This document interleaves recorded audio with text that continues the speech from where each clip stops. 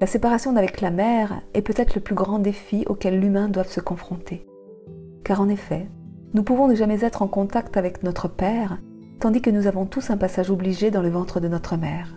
De la même façon, un géniteur peut ne jamais avoir conscience d'être père, ce qui est tout à fait impossible pour la génitrice. La femme a le pouvoir de donner la vie par sa chair, et ce lien charnel lui confère, qu'elle le veuille ou non, au-delà du cœur et au-delà de la raison, une toute-puissance particulière sur sa progéniture. De ce fait, si l'inceste maternel est l'ultime tabou que l'on retrouve dans toutes les cultures et traditions spirituelles, il est aussi le plus commun et le plus pratiqué dans sa dimension psychique, affective et symbolique.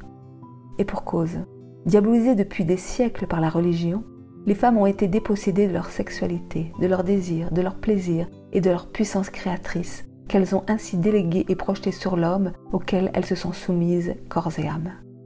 Ce faisant, elles ont surinvesti leur rôle de mère au détriment de leur vie de femme sexuée et sexuelle, faisant de leurs enfants l'unique objet de leur désir et de leur amour. Pris en otage de cet amour tout-puissant qui le conditionne à rester dans la jouissance de sa mère, comment l'enfant peut-il s'autonomiser? Car si l'enfant est le seul centre d'intérêt de la mère, alors ce n'est plus la mère qui donne la vie à l'enfant, mais l'enfant qui donne vie et sens à sa mère et se sent coupable, voire culpabilisé de l'abandonner ou de la trahir en sortant de son emprise. Il est donc fondamental que la mère nourrisse d'autres centres d'intérêt que sa seule progéniture. Le fait d'avoir un compagnon, des amis, un travail, une vie sociale est donc important, mais insuffisant si cela est vécu sur un plan sacrificiel et non satisfaisant sur le plan personnel. Car sans épanouissement personnel, la mère ne fait que nourrir un manque d'estime et de reconnaissance d'elle-même qui trouve bien souvent sa résolution à travers une emprise sournoise sur ses enfants et son compagnon, ce qui ne fait qu'alimenter le cercle infernal victime, bourreau, sauveteur. Il est urgent que la femme sorte de son statut de simple victime et s'éveille à sa véritable puissance. C'est-à-dire qu'elle reprenne possession de son sexe, de son désir, de son plaisir et de son énergie créatrice.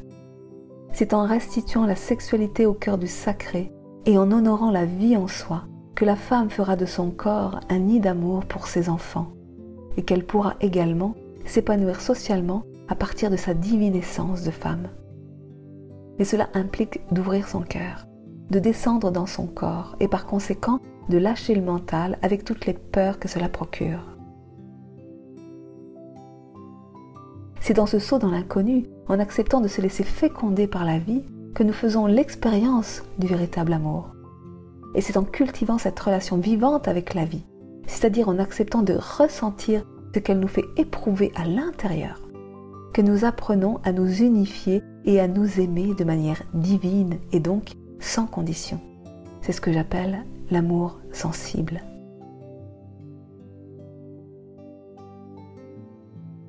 C'est dans cette relation d'amour avec elle-même que la future mère peut reconnaître l'enfant qu'elle porte comme le fruit de la terre et de l'univers et non comme sa propre création. C'est en faisant ce deuil de toute puissance qu'elle institue, avant même la conception de l'enfant, la loi de l'interdit de l'inceste et qu'elle permettra à l'enfant de naître dans sa divine essence, vierge de tout enfermement.